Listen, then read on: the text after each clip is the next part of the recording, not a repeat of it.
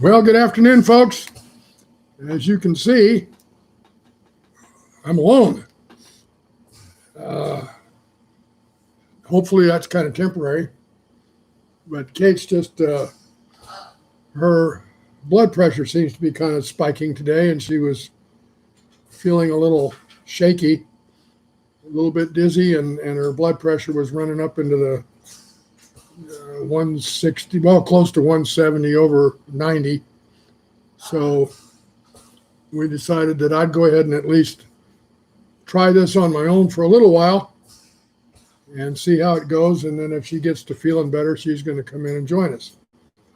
So for the moment, all you got is me. Now, will this change the nature of the show? Well, who knows, but we'll see. As soon as we get some folks here, and if they would kindly let me know who's here, and yeah, go ahead and click on the thumbs up for us. As I told Kate when I came in here, I said, okay, it's my turn to be a star. We'll see how that works out. I tried to do a few live streams. Well, I guess I don't know if you'd call them live streams or just recordings. Hello, Ruth. Thanks for coming in with more or less my bird channel, the bird listener. And I tried to do a couple of live streams, and basically nobody showed up. So I was trying to advertise it locally here and where we live. And I know there's at least a few people that have birds around here. And I thought, well, why not? There's a local group that's got about, oh gosh, probably 20,000 members in it. It's kind of for our hometown. Hi, Lori. Thanks for coming by. And I advertised it for a few days and then went ahead and did a live stream, and literally nobody showed up. So that kind of, yeah, that was a little disappointing, I guess you could say. But I had hoped that there would be at least a few bird lovers that would show up and talk about their little avian friends, but it didn't happen that way. So here I am. Today's title was going to be something along the line of "How's your health?" I'm not sure that made it up. Hi, Mark. Glad to see you here.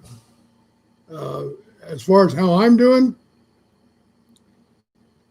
well, I've had better days, but it costs more. And oh no, Mark, you have the flu? Are you asking if there's morning, Diamond Willow? Well, here, good afternoon for us anyway, but you'll notice I'm lacking my, well, I'm the sidekick, so we're lacking our main star. But Mark, just the flu, or are you coming down with COVID?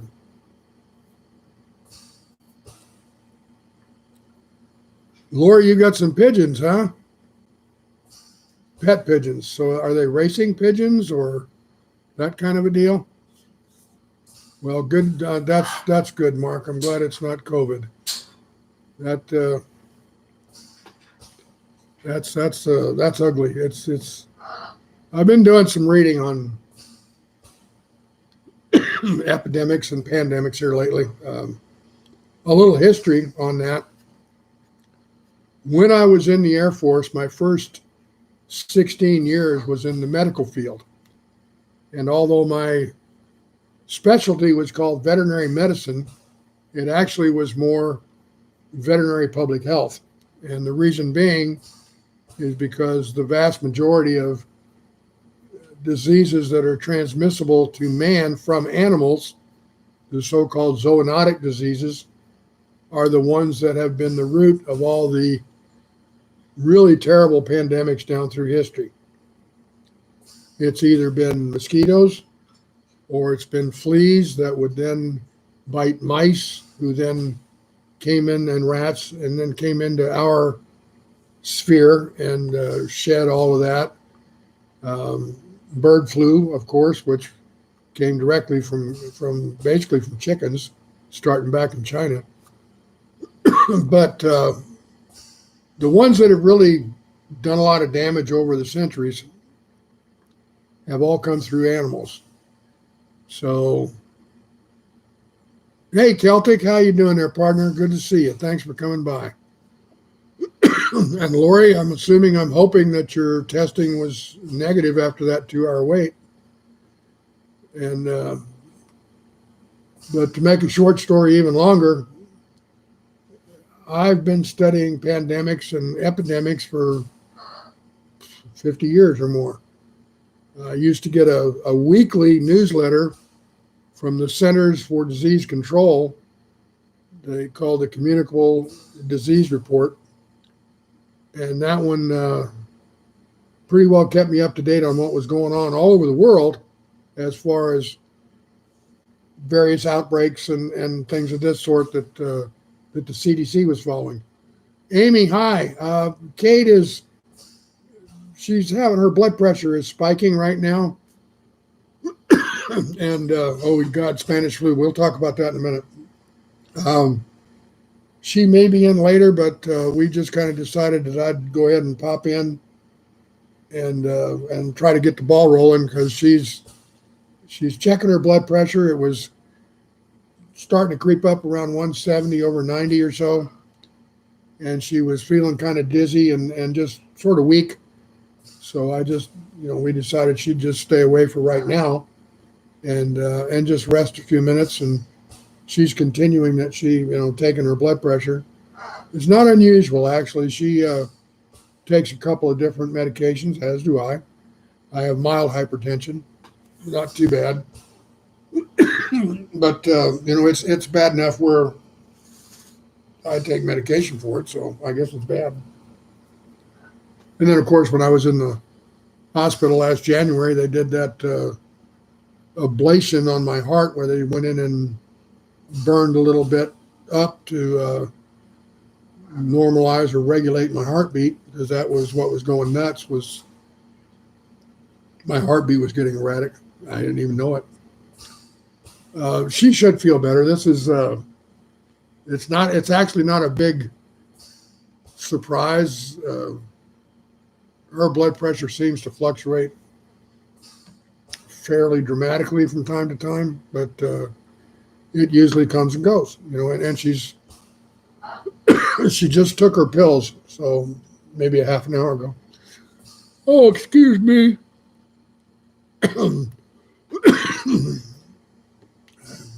Kind of frog in my throat and can't stop yawning. My normal when I get up in the morning is I have a runny nose and I'm sneezing. I don't know why, but it seems like every day. Thank you for the prayers for Kate. Appreciate that. And she may yet be in here. And Lori, I can relate to that, being tired. Hi, Lisa. It's just kind of a nature of the beast, I think, when you get to be, I'm pushing 74 here in just a couple of months. My birthday's the 1st of February, so I'm not too far from hitting 74. I never thought I'd make it this long. I really didn't. When I was a young man, I figured optimistically, I thought that I might live to be 60. But I've made that, and at 60, I was doing okay. It seems like the last 4 years or so have been decline for me anyway. After I got my hip replaced, I felt pretty good. But I had different length legs after that, and that ended up screwing up my spine. And then my COPD went from bad to severe. Yeah, right. Age is just a number. That's easy to say when you're 30, 40, 50, 60 years old. I'll tell you what, you get up into my neck of the woods there, big guy. Age is a whole lot more than a number. Kate is in the other room. She's just taking it easy. her blood pressure is kind of wacky. So she's just sort of resting a little bit. She'll probably, I'm thinking she's not going to be able to stay away. So she'll probably be in here shortly, just whenever she gets to feeling better. Okay.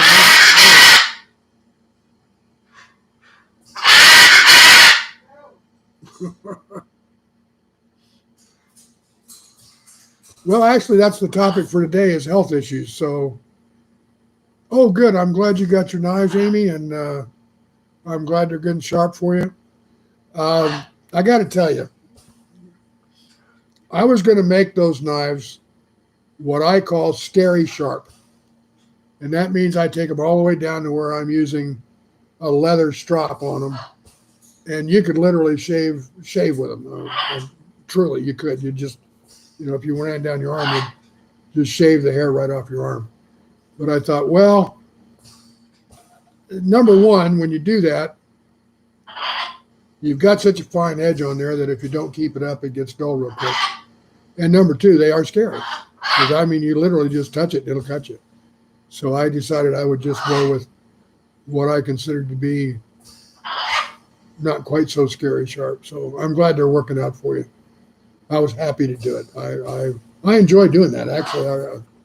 I've thought seriously about putting an ad out here locally that, for, I don't know, $3-4 a knife, I'd sharpen all your knives and just bring them to me and let me have them for a couple of days. And I'll give them back to you nice and sharp. But I've done it for quite a few folks. My brother-in-law lives up just in front of us here. I did his knives, and I've done some for a couple of other people that were doing things for us. And I said, look, if you're going to, because people tend to do that stuff gratis, they help us out a lot. And I said, well, bring me some knives, and I'll sharpen your knives for you. So I've got a knife sharpening system. It's called the Ken Onion. The guy's a very well-known knife maker. And it's a belt sander kind of a thing. But Amy, I don't think I could turn it into much of an income, but I enjoy doing it. So it would be kind of fun for me. But I've often thought of, okay, there's a lot of guys around here. Well, not a lot, but there's a few hunters around here. But most people that hunt also know how to sharpen their knives for skinning out their game and so on. Warm and sunny in Charleston. Yeah, okay. It's nice here, too. It's a beautiful day. Beautiful day. Yep. A hobby that pays for itself. In a lot of ways, it does. I detest dull knives. My dad was a butcher for many years, and I was raised around sharp knives, and my dad had no patience at all for a dull knife. So I was raised that a sharp knife is a safe knife, and that's true. Because if you don't pay attention to them, they'll hurt you. But a sharp knife is actually much better for you than a dull knife where you've got to use an inordinate amount of pressure or whatever. And then whenever you slip, it's still sharp enough to cut you. And a lot of people get hurt real bad by dull knives. So anyway, Amy, I would not accept your money, but I'll tell you what, if and when those knives get dulled up again, box them up, send them back, and I'll turn them around for you. I swear, I will. So, Lori, what's up with you? It says yuck there. What, your weather nasty, cold, wet? And Lisa, I agree with you. I'd like to slap whoever said getting older was golden. I know, okay, it's better than the alternative. I'll grant you that. But life kind of runs backwards in a lot of ways, I'm old enough now to where I appreciate a lot more stuff that I've lost.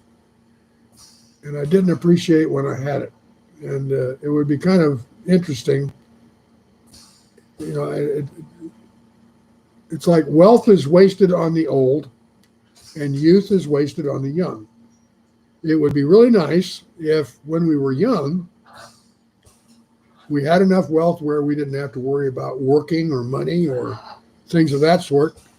And we could all go do the things we want to do. You know, if you want to go downhill skiing or mountain climbing or, quarter mile racing, you could do that stuff.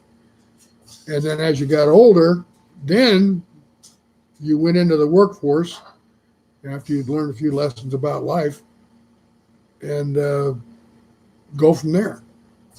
So, but it's kind of backwards. You gotta work through your youth to accumulate whatever wealth or comfort you can come by. And then just about the time you get comfortable, you're too old to enjoy most of the fruits of your labor.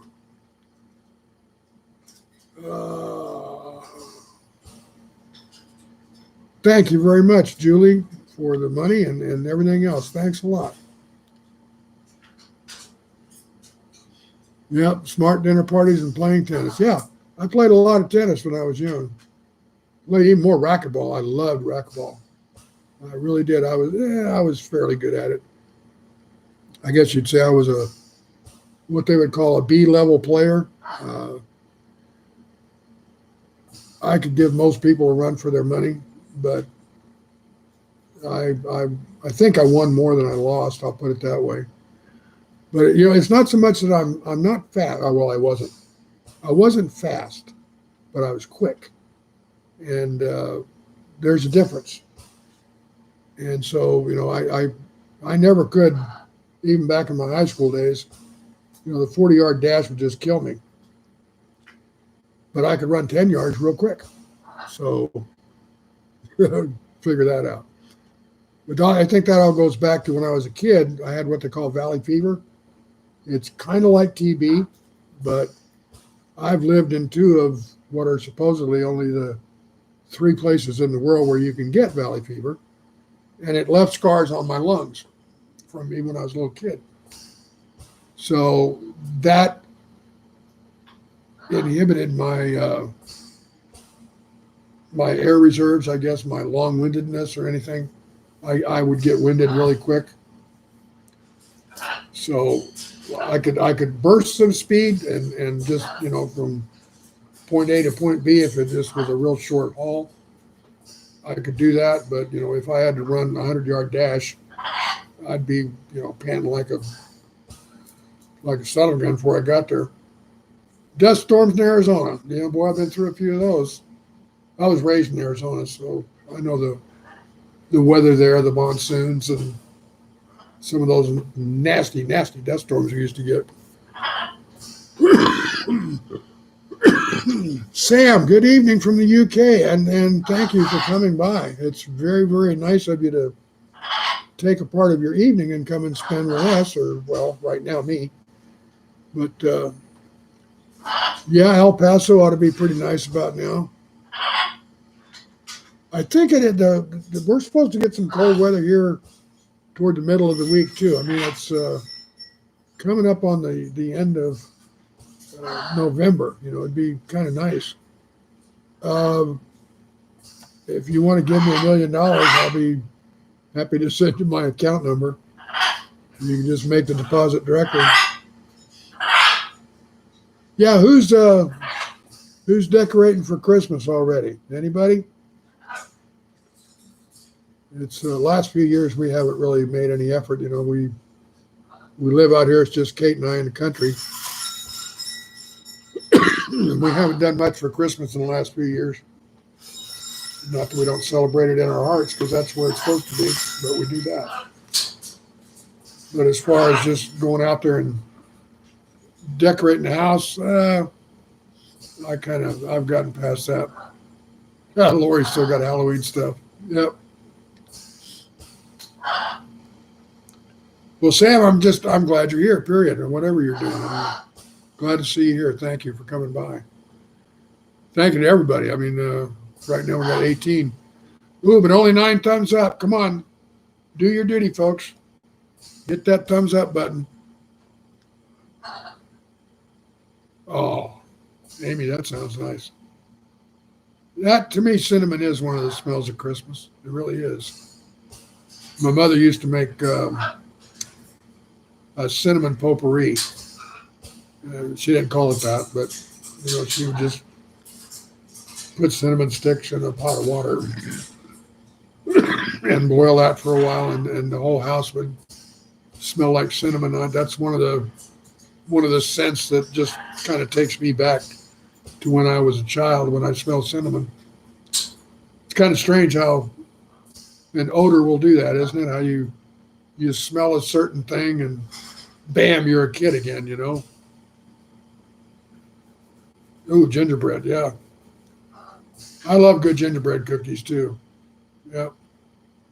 Smells like worms outside. Yeah, I know that smell too. Yeah. Warm earth.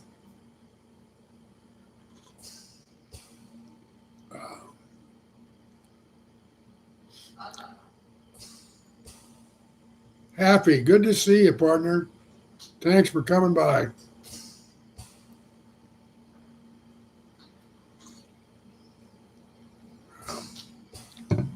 I'll tell you what, this lockdown thing, back in March and April, when this first started, I made a prediction that unfortunately has come to pass. I said, this is just the beginning.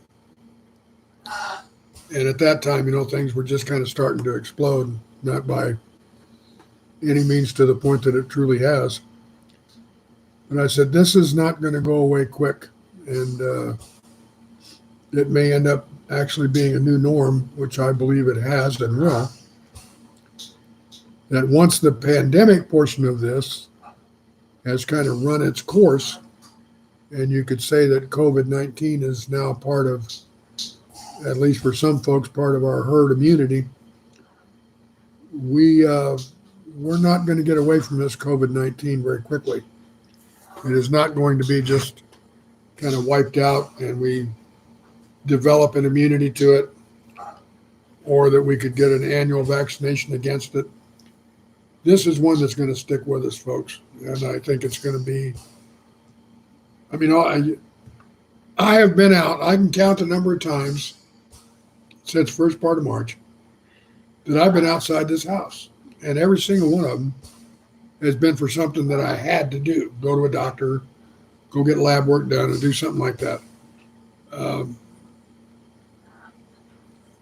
And it's going to probably continue that way. And as a result, Kate and I are very, very careful. So we've not been exposed, or at least we haven't come down with anything. But sooner or later, it's going to hit us. That's kind of like the definition of a pandemic. Sooner or later, everybody is exposed. What's it going to do to me? Whew.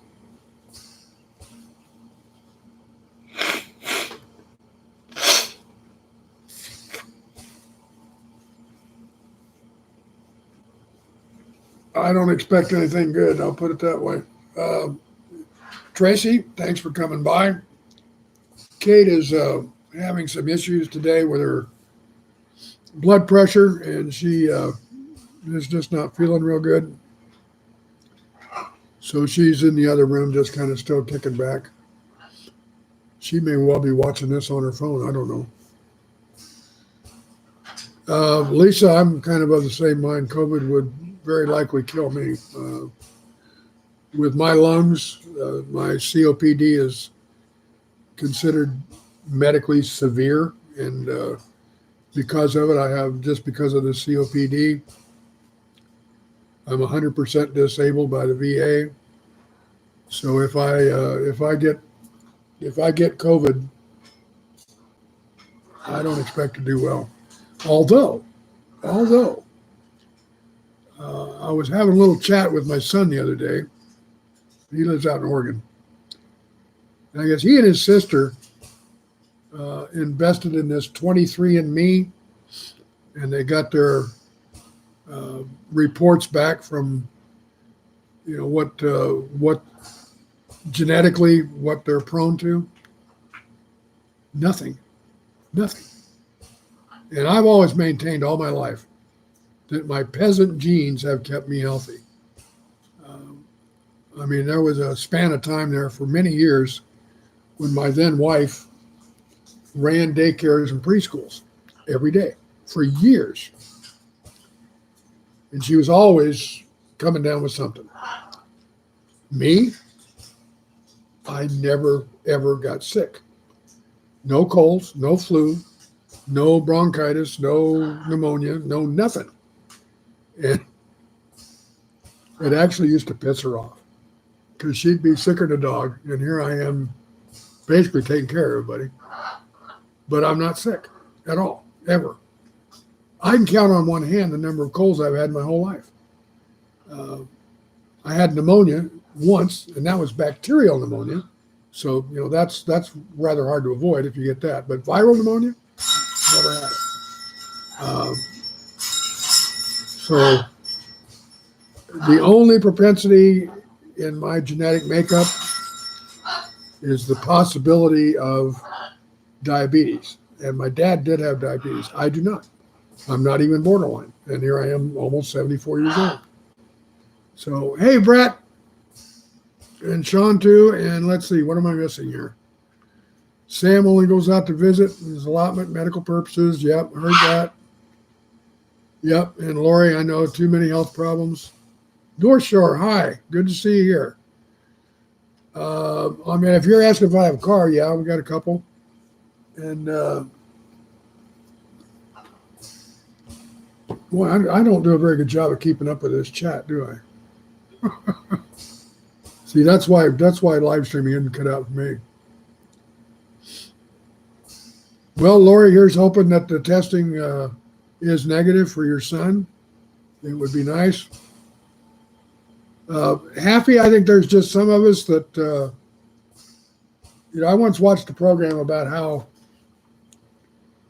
immunities get passed down through generations. And you got to remember, my kin came from back in Europe and also over up in the UK. And back in the Middle Ages, they survived the plagues. They survived all the flus, all the typhoid, all the typhus. Obviously, since I'm sitting here, they survived. And as a result, I believe that I used to tell everybody that I had the constitution of a horse. I don't get sick. And thank God. But COVID scares me. COVID scares me. It's different. It's new. And it's not something that our bodies have had a chance to get ready for. So all of us are having to deal with something completely new and different. Amy, I understand that too, that when you get sick, it does hit you hard. So it's everybody's different, but I'm going to ask my son he was showing me a document that somehow broke down all the so-called susceptibilities that we might have in our genetic line. And there must have been 30 things on that list. And none of them were in our genetic makeup or, a weakness to them, except for that, a possibility of diabetes. So, the COPD I brought on myself. I can't blame anybody for that other than the fact that I did have that valley fever, which is also bacterial, by the way. So that kind of, bacterial things are different. But even that, I had it twice. And generally speaking, that one can be a killer. It's another name for it is they call it the archaeologist disease. Because generally it comes up like people that are out doing digs where they're getting down into, through thousands of years of debris and detritus and all that stuff. It's in the dust. So it's, yeah, exactly. Dust storms can cause it.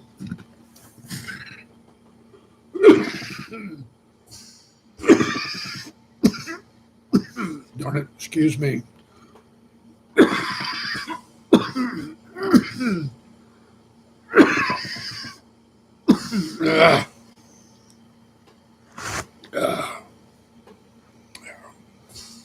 Forgive me, folks.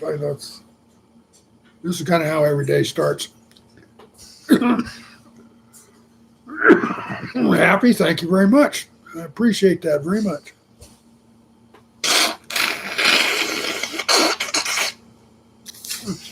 Well, that sounds pleasant, doesn't it?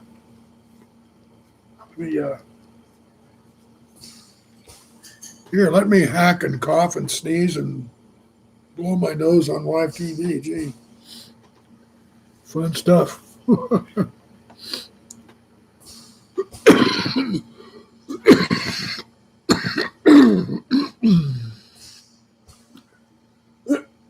Mark, yeah, as a kid, I was indestructible too. Yeah.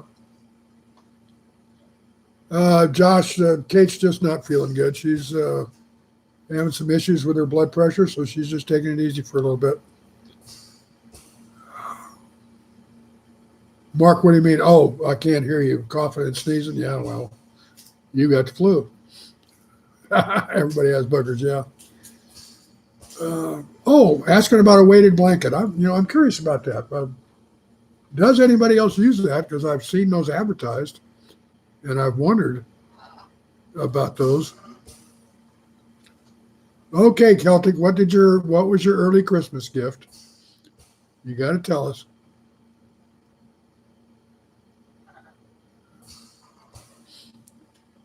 Lori, I'm assuming you're talking about a weighted blanket. Been wondering about those.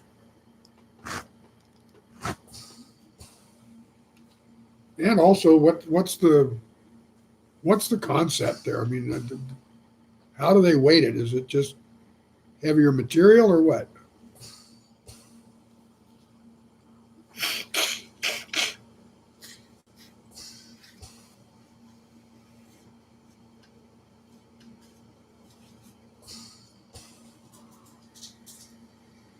Oh, an air fryer. Cool. Well, I'm sure you'll be trying that thing out pretty soon, won't you? Yep. I've held off on getting that. Kate and I have talked about it a little bit, but we've got the toaster oven that we've got is a convection oven, and by and large, these air fryers really are just nothing more than just convection ovens.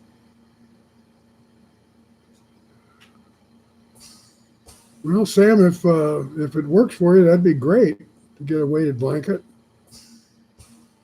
As far as McDonald's,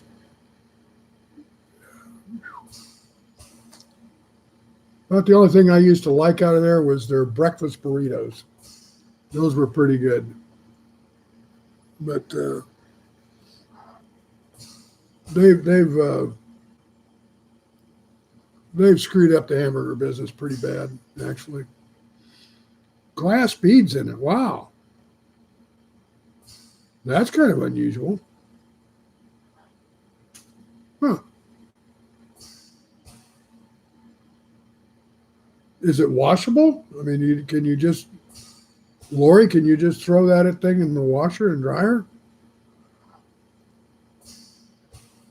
And Sam worked for McDonald's and won't ever eat there again, huh? And yeah, and I haven't eaten much fast food lately, obviously, since I don't go out. But yeah, the air fryers are pretty good. We're still undecided about whether or not we're going to get one.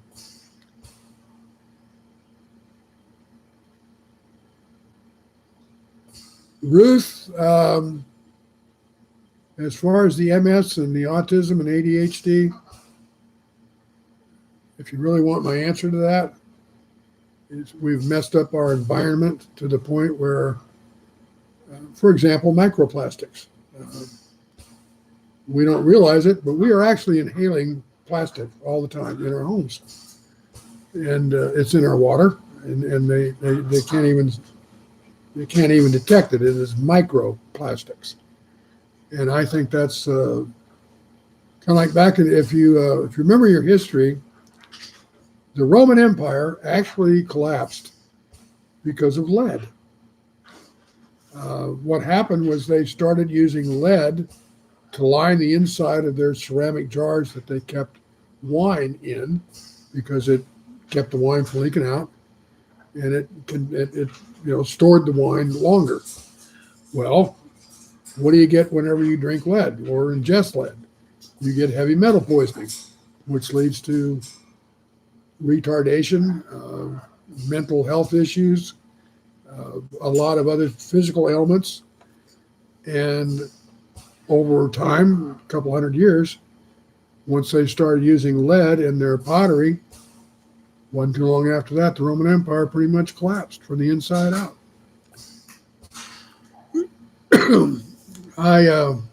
MS is one of the cruelest diseases around out there, other than, there's a lot of them that are really cruel, but MS is particularly bad. I worked for a gentleman for 3 years that had MS. One of the bravest men I've ever known. And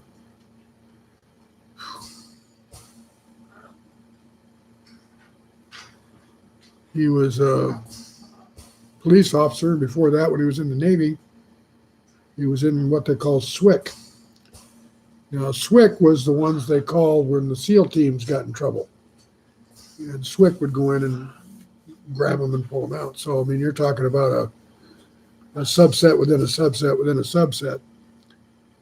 And so anyway, he was a pretty badass soldier, and then became a very highly decorated police officer in Pensacola, and then came down with MS. And of course, they kicked him out real quick. And by the time he and I got together, he was running the Governor's Commission on Disabilities in the state of Florida, which was a perfect job for him. And that kept us together for about 3 years. It was right before I basically retired from the workforce. Yeah, SWIC was some real badasses. I mean, even more so than SEALs. Yep. And fluoride, yes, you're right. Fluoride, I think, has I'm not sure if it's good, bad, or indifferent, to be honest with you. I haven't looked into, fluoride and the chlorides in our water and all the other stuff. I mean, we're poisoning ourselves. I mean, let's get right down to it. We are. But, and Lisa, joint related, oh, man. That's a toughie. I feel for you, darling. I really do. Yep, I feel for you. Hey, CB, hi there. Thanks for coming by. Okay, we're up to 20 viewers and 14 thumbs. If you haven't done a thumbs up, please do. I'm going to try to impress Kate with how many people came to see me today.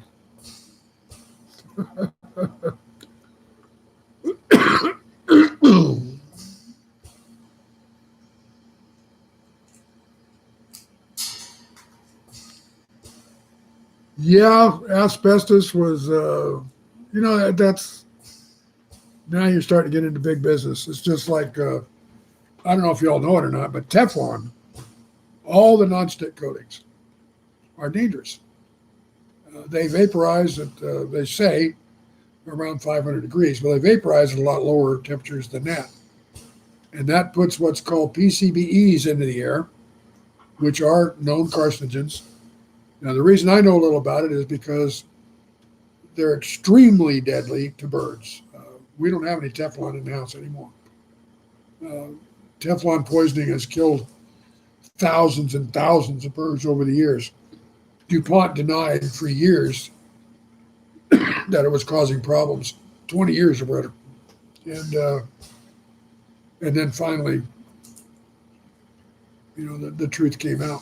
But it's a horrible death for a bird. So I know a little about that one. And so, the things that we use in our society nowadays are all kind of killing us, slowly but surely.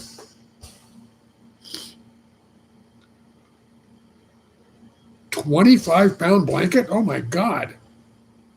Now that's a little, yeah, Celtic, you're right. DuPont, they misled the public for a lot of years about Teflon.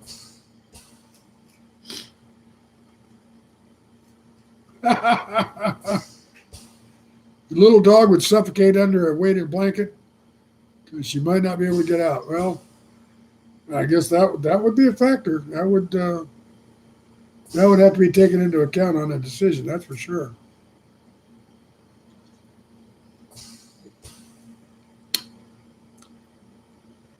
Yeah, Brett, I see your dad had asbestosis.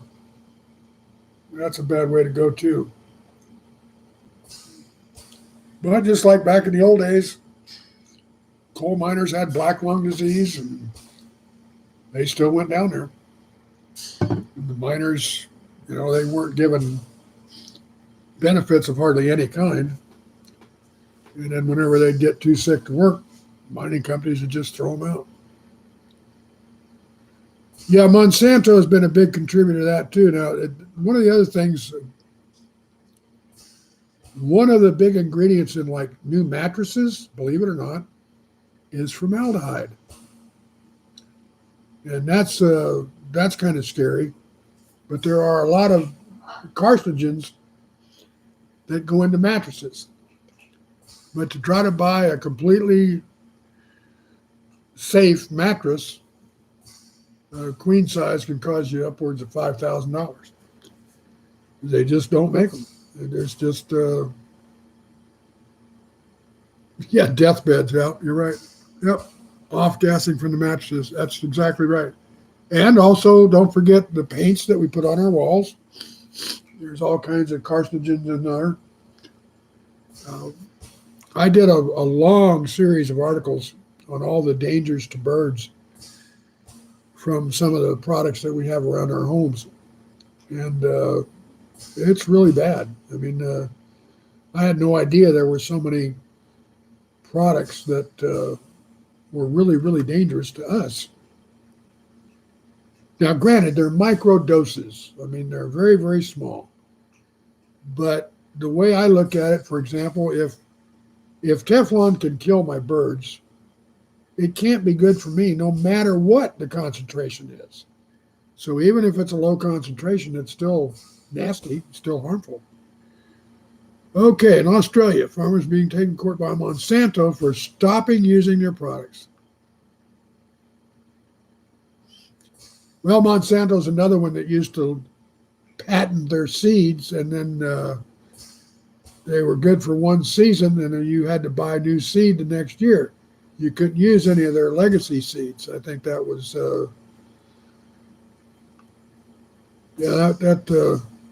my concentrator is pretty quiet. This is a good one. The one I had before this was a lot noisier, but yeah, you can probably hear it a little bit.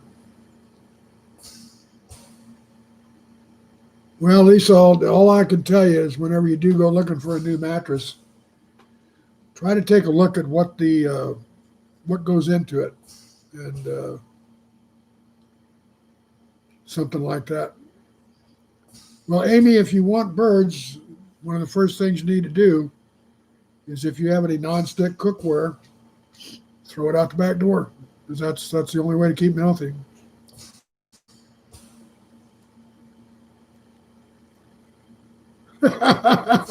Amy would kill a bird, huh?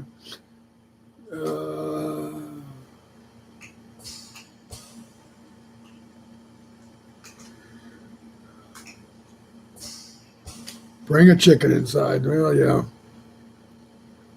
Tell you what, chickens around the Broussard homestead don't last too long. Had one the other night. Kate rotisserie'd one of the chickens that were harvested down at y'all's place.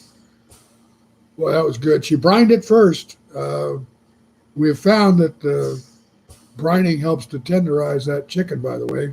If you haven't eaten too many of them yet, brining them for a while really seems to make a big difference. But, oh, man, that was delicious. Huge chicken. I mean, this thing must have been 6 pounds. It was good. It was a very good chicken. And rotisserie is one of my favorites. Yeah, Amy, if you have birds in your house and if you want to be a responsible bird owner and you start looking around at what's dangerous, it really will wake you up.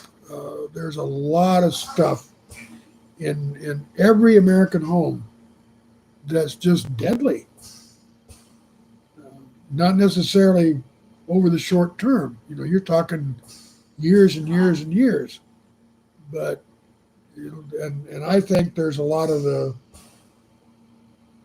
conditions such as ADHD and things of that sort that are triggered by elements in our environment that we have put there that are not there naturally. I mean, 100 years ago, ADHD basically didn't exist. So if it did, it was just, oh, he's just an active kid. But yeah, that's good, Amy. That's a good idea. Oh, good. Thank you for watching the video on Kate's frittata. That it was good. It was really good. Yep. Yeah. What are you going to go for, Amy? What are you looking at? Steel or like cast iron or what? We've got quite a bit of cast iron now. It's that kind of seems to be the way Kate has gone on a lot of our pans, and some stainless steel as well.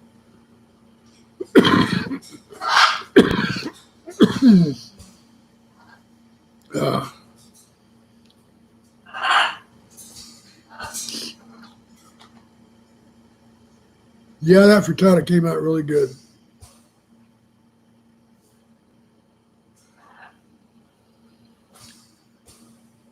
Yeah, I agree with you, North Shore. What Magnalite? I've heard the name, but I'm not familiar with the product.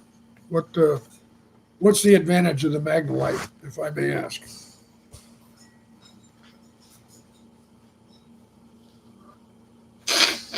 Oh, okay.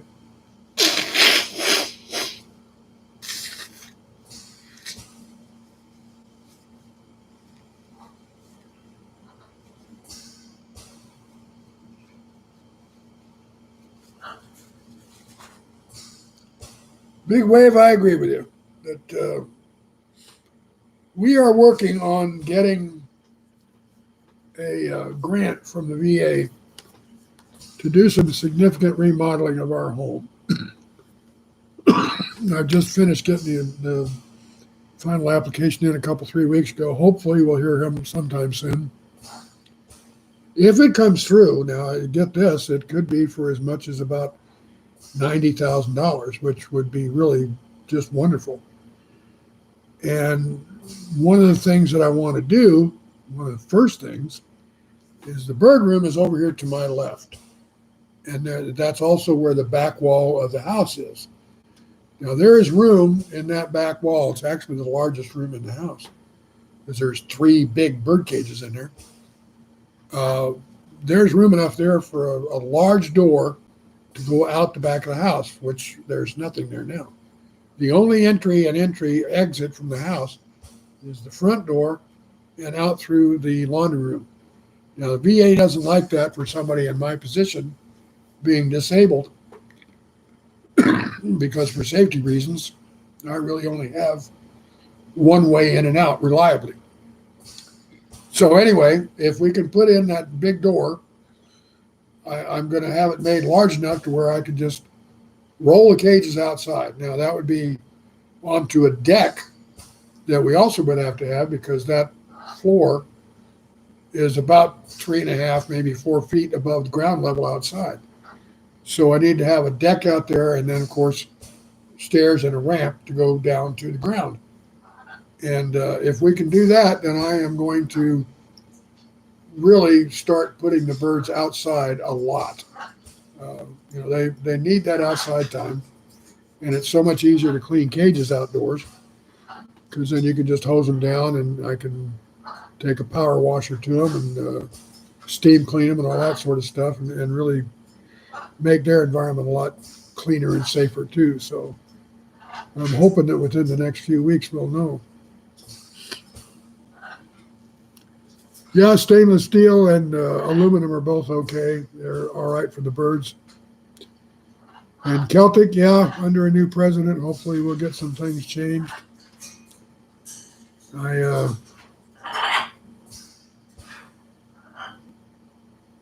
I don't want to get into politics, but I'm real pleased with the way things came out. I'd like to have an outdoor aviary. I really would. That maybe down the road, who knows? But I'd probably try to put that down on ground level. But that would be nice to have a flight aviary. And for my guys, that'd have to be pretty big. But an African gray doesn't need quite as much room to fly as a big blue and gold macaw.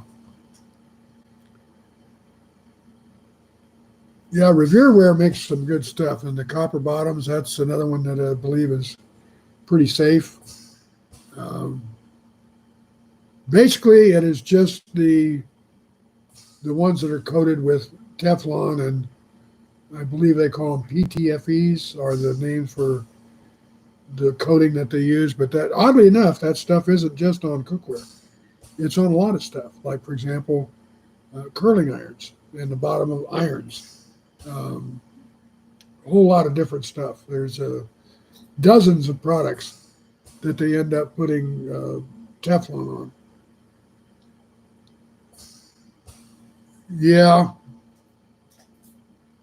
There's going to be a whole lot of people out of work who have been imitating Donald, making fun of him for the last 40 years. Yep. There's one that I watch regularly, a guy named, if you haven't seen him, over on YouTube, go look up a guy called Randy Rainbow. And that's his real name. Randy Rainbow. Incredibly talented guy. And he has done some of the cleverest stuff about Trump that you can imagine. Others too, but obviously Trump is his main point. But he's incredibly talented. I mean, the guy's got a Broadway kind of singing voice, and he's just funny as hell. Does all of his own writing, does his own videos, as a matter of fact, incredibly professional videos. He's well worth watching. So if you haven't written it down, do so. It's Randy Rainbow. If you like being entertained with very, very funny stuff about Trump, you will want to see this guy. He's well worth watching.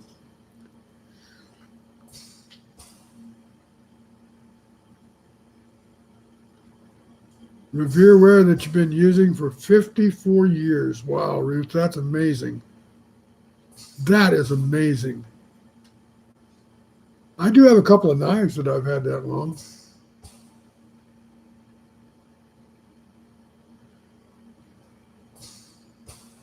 Couldn't be cruel enough, Mark.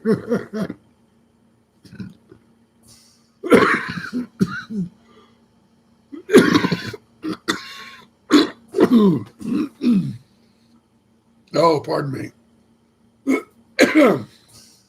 Wow, I've done almost an hour.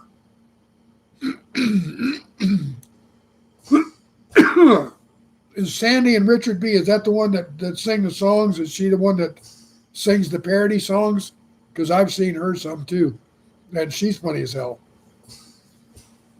Yep. Yeah, I'm doing all right, man. North Shore, I'm if you were talking about how I'm doing in general, talking about how I'm doing on the air here, thank you. I told Kate, I said, well, I'll tell you what, I'll go in and I'll at least announce that you're not going to be here, and maybe I'll stay on for 15 or 20 minutes if I can carry it, and then we'll punch out. But wow, here I am. I've done almost an hour on my own. So thank you. I didn't know how this was going to go, to be honest with you. So at least, and she's probably asleep in there. Whenever she gets into situations like this, she generally just crashes. and she'll sleep in her chair in there for a couple hours. So she should be fine. Lisa, thank you. And that you're right. I am among friends, and that makes a huge difference. I don't feel nervous. I don't. Yeah, you're right, Amy. If she's sitting still, she's asleep. You're right. You know Kate pretty well, don't you? Yeah, you do. Yep. Happy light. I'm assuming you're talking about the light bulbs that give off the same spectrum of light as the sun, right? And yeah, I know a lot of folks that have used those over the years. And Brett, I'll be sure and tell everybody that, or tell Kate that everybody's been asking about her. And CB, you're right. At least for the last few years, we have definitely been giving the world pretty much all the comic content that it needs. I find it really, I mean, it's disgusting, but at the same time, it's very amusing as to how childishly Trump is yielding his office. I mean, it is just, he lost the election. You know, it's like he just lives in his own little world, I guess. Anyway. Yeah, not much you can do about it. And I don't really care if you're Republican or Democrat. I don't believe that you can deny that he's really shown his ass as far as being the outgoing president. I mean, he still hasn't even acknowledged that he lost. So, anyway, it's time to turn the corner. Time to turn the corner. Yep. And that's very true, Lori. He is a sore loser. And I mean, we knew that a long time ago. He did? He tossed in the towel today? Did he finally acknowledge that he lost? Huh. Well, it took him, what, a week and a half? Today's what, Sunday? The election was Tuesday a week ago? Wednesday, Thursday, Friday, Saturday, Sunday. So 12 days later. Took a while. So he threw in the towel today. I'm going to have to go check my news. I didn't check. I don't watch the news anymore at all. I watch absolutely no news on TV. And there's only a few places that I go to check news, and that's just few and far between.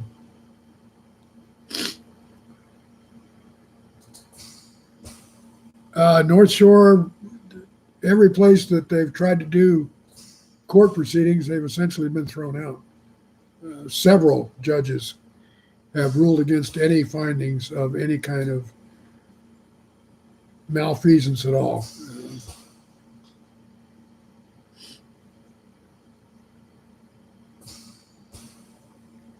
Well, Mark, I don't know. I don't do Twitter, so I don't know what goes on there. But I got to admit, I get, at least some of my news. I get Washington Post,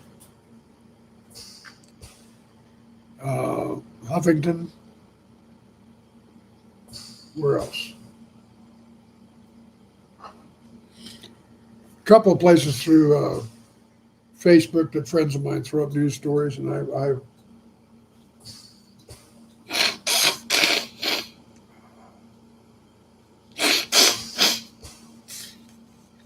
no, I won't. Okay, now wait a minute. He admits that Biden won, but still won't concede after falsely claiming the election was rigged. And what's up with that? Do you say, okay, you won, but I'm not conceding? Isn't that the same thing? Well, of course he thinks it was rigged, Celtic. It didn't go his way. The thing is, if there was any rigging done, he did it. That's the irony. So he could literally say the election was rigged and be speaking the truth because he's the one behind the rigging. Anyway, that's as much politics as I'm going to even go into.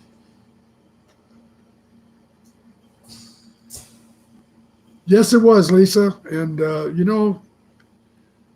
I think in years to come,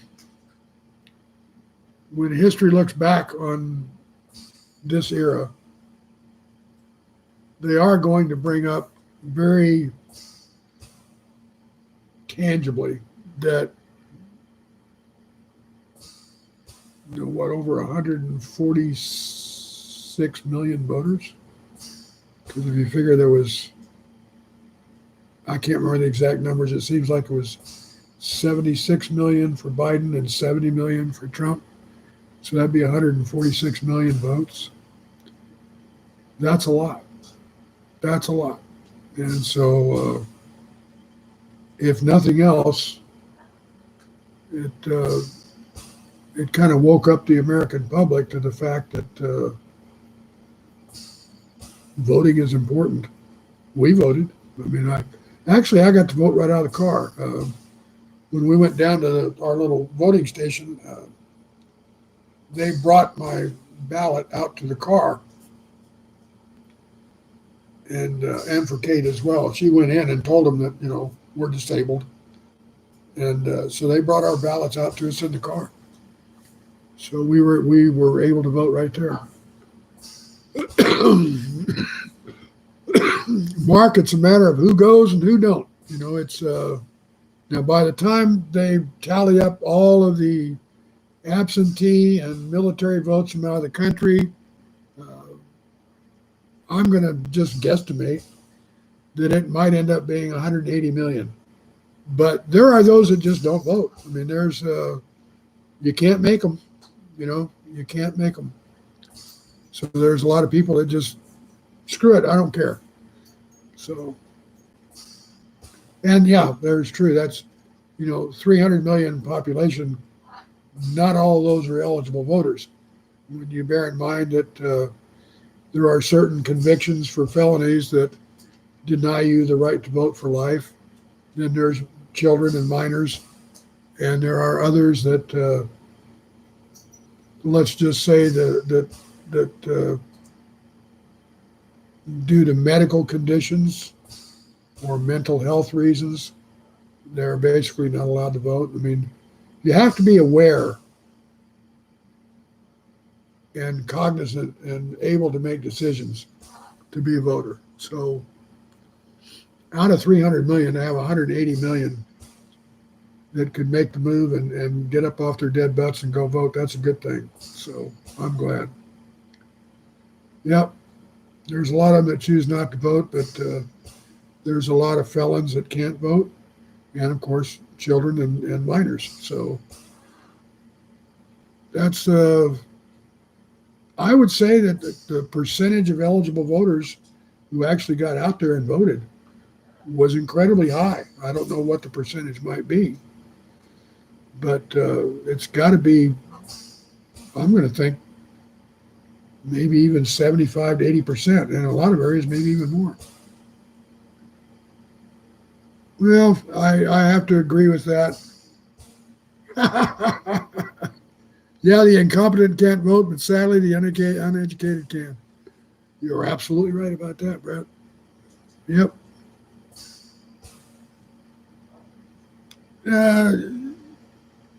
Diamond Willow, if you don't vote and yet, saying to be quiet about your opinions, yeah, you got a point, but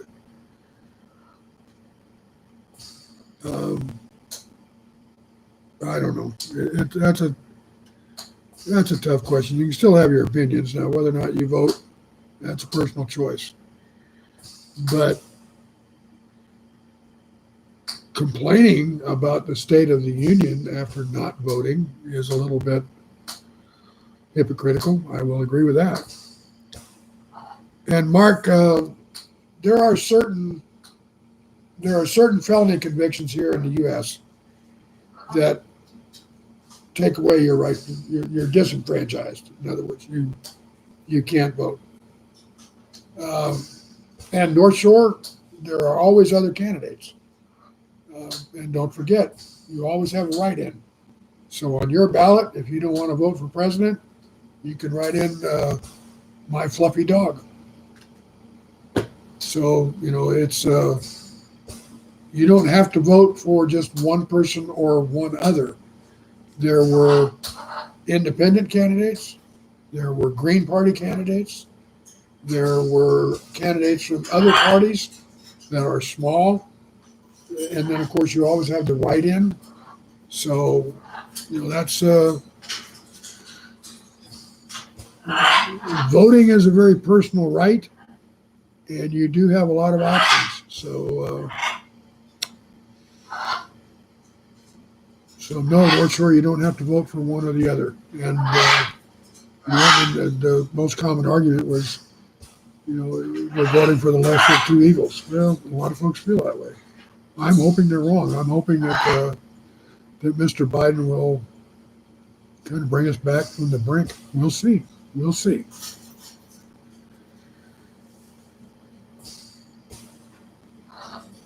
Okay.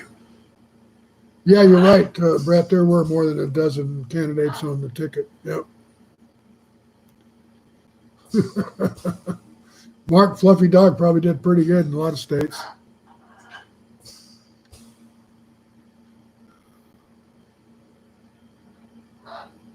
Amy, I tell you what, asking North Shore about whether or not he'd like to be president, I once tried to seriously ask myself that question. Said, shit, I could do a better job than they're doing. I don't know. It's you got to make some tough calls. That's for damn sure. But it seems to me that anybody with a little bit of common sense and a reasonable degree of education and some awareness of what goes on and makes the world go around, things like that, they'd at least have a chance at it. And the outgoing president didn't really have a hell of a lot going for him as far as I was concerned about any of those factors. I wouldn't want all that responsibility. No, you're right. That's getting up in the morning. Getting up in the morning would be pretty tough, just going from there. Yeah, you're right, Brett. Thank God for the other two branches of government. Although they keep trying to buy off those too. What are you going to do? It is what it is. Okay, looks like we're degrading into politics, and it is 10 after 2. And I do have a Masters golf tournament to watch, and it's been pretty interesting so far. So I am going to go ahead and sign off and wish you all a very good week. Thank you for coming by. I very much appreciate it. I'm sure that next week Kate will be here with bells on. I appreciate all of the expressions of concern for her. I will certainly pass them on. I'm going to go in and take a look at her now and see if there's anything I can do for her, see what she might need. But for the moment, folks, I'm going to say goodbye. Thank you again. We send all of our affection and love and care to each and every one of you. As always, we keep you all in our prayers. And thanks a lot for coming by. And thanks, Mark. If you think I did well, so thank you. I appreciate that. And I will give Kate hugs for everybody, I promise. So, with that said, y'all have a good day. And adios, compadres, compañeros de mi vida.